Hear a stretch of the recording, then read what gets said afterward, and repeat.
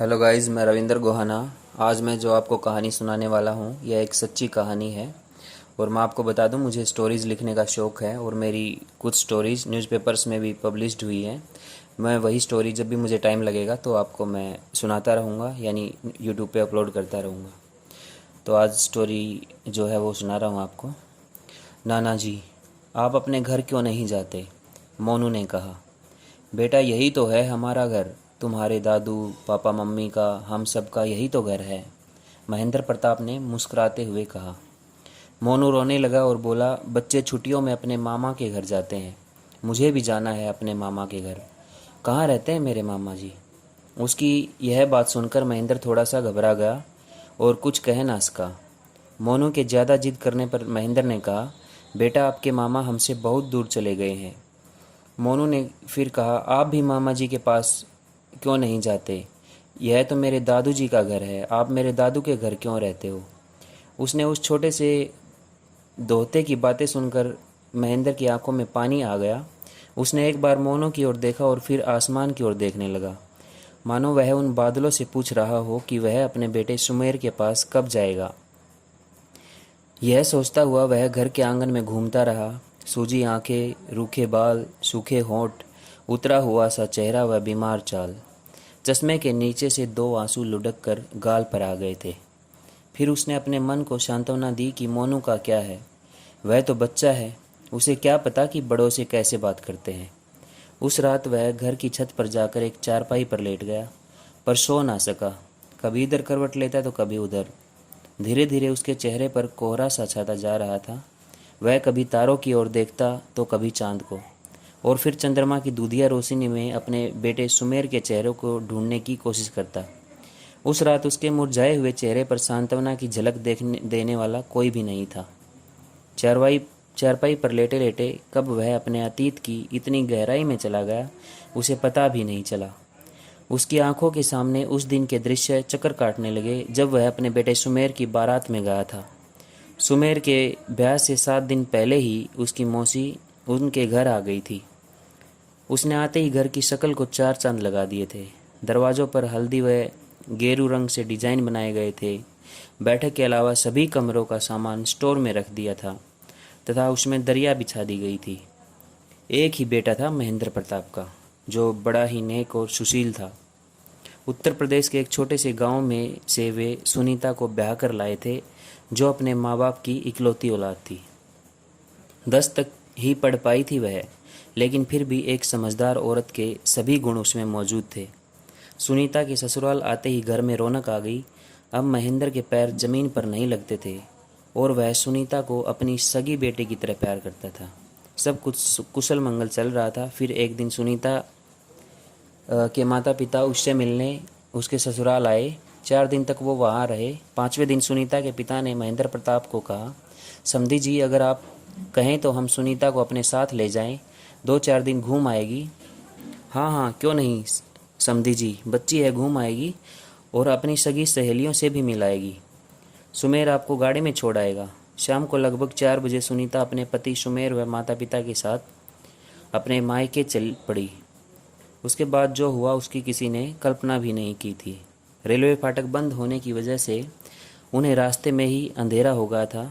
सुमेर गाड़ी चला रहा था तथा उसकी साइड वाली सीट पर सुनीता बैठी हुई थी। रात को गाड़ी के शीशे में से सामने वाले वाहनों की लाइटें सर्कस की लाइटों की तरह कभी ऊपर पड़ती तो कभी नीचे। जब कोई लाइट सीधी आंखों पर पड़ती तो ऐसा लगता मानो कोई चुपके से फोटो खींच रहा हो। कुछ दूर चलने के बाद सुमेर का ध्यान सुनीता की बातों में चला गया और इतनी देर में सामने से आ रहे एक ट्रक ने उन्हें टक्कर मार दी। हादसा इतना बड़ा ही भयावह था, सुनीता के माँ बाप ने तो मौके पर ही दम तोड़ दिया। सुमेर अस्पताल तक भी नहीं पहुंच पाया और उसने दम तोड़ दिया रास्ते में ही। अब सुनीता अकेला सा महसूस करने लगी।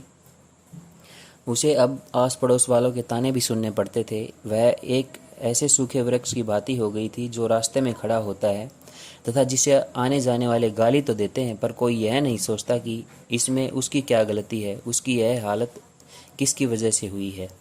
कोई उसे डायन कहता तो कोई दुर्भागी। वह बेचारी दुनिया के कटाक्ष सुनकर भी अपनी सफाई में कुछ ना कह पाती। मोटी आंखें छोटा सा माथा, गोरा रंग जो आंखों के नीचे कुछ शाह सा पीला पड़ गया था।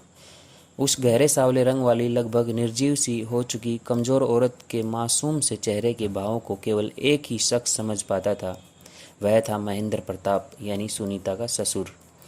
सुनीता का दयनीय सा चेहरा उससे देखा नहीं जा रहा था। वह अब भी उसे अपनी बेटी की तरह ही रखता था। उसने सुनीता की शादी पास के ही एक गांव में राकेश नाम के लड़के से तय करने की सोची, जो एक निजी स्कूल में अध्यापक के पद पर कार्यरत था। उस समय सुनीता पेट से थी, जिसके पेट में सुमेर का बच्चा पल रहा था। महेंद्र प्रताप को डर था कि कहीं समाज उन पर उंगली ना उठा दे, क्योंकि एक बहू के साथ एक ससुर का रहना इतना आसान नहीं है। समाज उनको गलत नज़र से भी देख सकता था। इसीलिए उसने सुनीता की शादी पास के गांव के एक राकेश के साथ तय कर दी, और उन्होंने यह तय किया कि राकेश और उसके माता पिता भी महेंद्र प्रताप के घर पर ही रहेंगे, क्योंकि सुनीता के पेट में सुमेर का बच्चा पल रहा था और महेंद्र प्रताप चाहता था कि सुमेर का बच्चा उसके घर पर रहे और उसे उसकी माँ सुनीता का भी प्यार मिले। वह एक अलग कमरे में रहने लगा। कमरा तो क्या था, कमरे के नाम पर एक कोठरी थी, जिसमें मेहमानों के आने पर बैठक का काम भी लिया जाता था। 1 वर्ष बाद सुनीता ने एक बच्चे को जन्म दिया। इसके बाद तो मानो घर में खुशी की लहर दौड़ गई। सुनीता के खिलखिलाते चेहरों को देखकर महेंद्र प्रताप फूला नहीं समाता था। हालांकि बच्चे को देखकर उसे सुमेर की याद सताने लगती थी। फिर वह यह सोचकर मुस्कुरा लेता था कि उसकी बहू तो अब सुखी है। सुनीता का बेटा मोनू कुछ बड़ा हुआ तो उसने राकेश के माँ बाप को दादा दादी, वह महेंद्र प्रताप को नाना कहना शुरू कर दिया, क्योंकि सुनीता महेंद्र प्रताप को पिताजी कहकर बुलाती थी। महेंद्र कभी मोनू को यह कहने की हिम्मत नहीं जुटा पाया कि वह उसका नाना नहीं दादा है। अपना बेटा खो देने के बाद भी उसने उसकी माँ की शादी करवाई, जिसकी खुशी के लिए वह सारी उम्र दादा से नाना बने रहे। आज वो ही उन्हें घर से जाने के लिए कह रहा था। कुछ भी हो, वह उसके बेटे की आखिरी निशानी था। रात को सोते सोते महेंद्र प्रताप अपने अतीत में इतनी गहराई में चला गया कि फिर वह बाहर नहीं निकल पाया। सुबह होते ही सबसे पहले मोनू ही छत पर आया और चारपाई के पास खड़ा होकर कहने लगा, नाना कब चलोगे मामा के पास। महेंद्र की खुली हुई मासूम आंखें उसे कुछ कहना चाह रही थी, परंतु वह बच्चा था, इसलिए कुछ समझ नहीं पा रहा था। वो खुली आंखें मानो कहना चाह रही थी कि बेटा मोनू, मैं तो अपने बेटे के पास चला गया हूँ। जिसे तू अपना मामा समझता था वह तेरा बाप था, और जिसे तू नाना समझता था वह तेरा दादू था। बाकी ये सब तो हमने तेरी और तेरी माँ की खुशी के लिए किया है।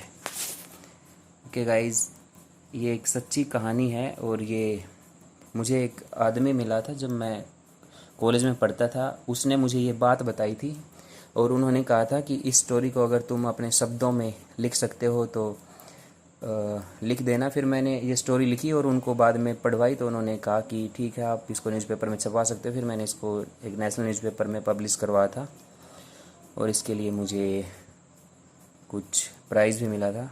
Okay guys, thank you.